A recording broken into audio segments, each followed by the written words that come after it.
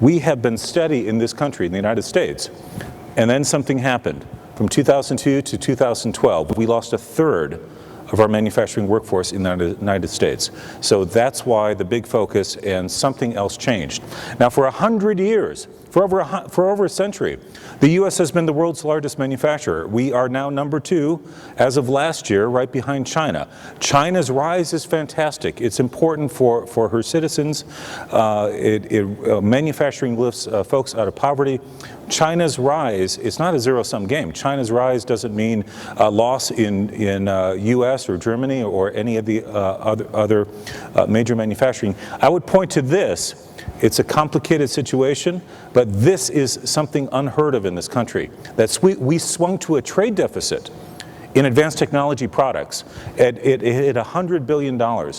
These are the products that were invented here and now are being made elsewhere. And this is called the missing middle, this valley of death you may have heard about, the missing Bell Labs.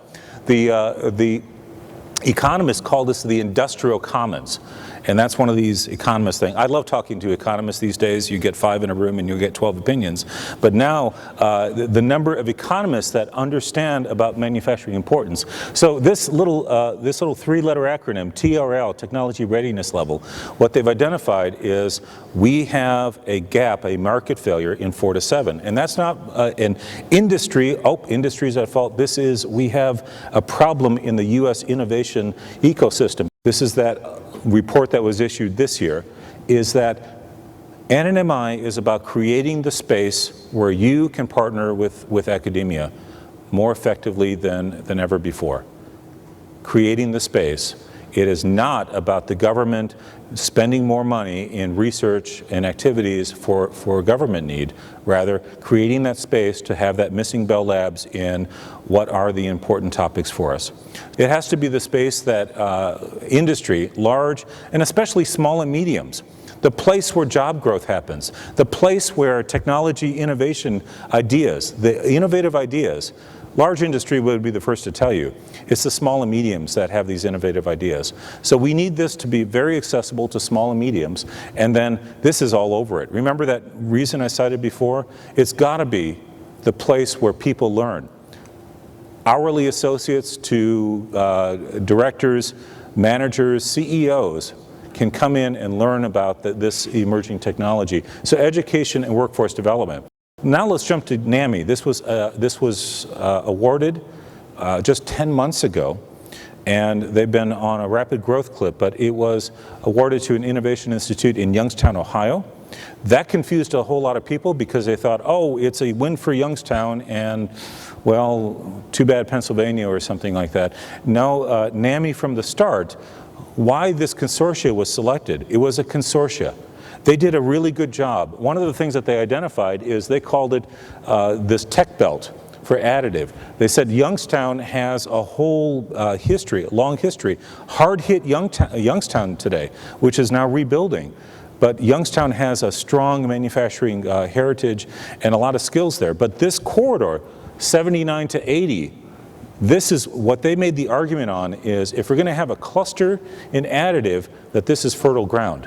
Metal powders for additive manufacturing is a really important area. The batch-to-batch variability is a problem. That's one of the limits. It's these catch-22s. It's a problem for greater adoption. It seems like precise control of smaller particles are important, but it's not having all of the same particles. We need a distribution of particle size. So the folks that understand this and the folks that can provide powders in this characteristic are the ones that will succeed. Under existing budgets and authorities, we are standing up this year 3 full-size institutes, not pilots, 3 full-size institutes. So $200 million have been identified to support institutes over a 5-year period. The objective is that these are self-sufficient, self-standing, because industry in particular sees the value of them. In summary, game-changing for NNMI, the idea is at presence, at scale in the missing middle. The secret here is partnership.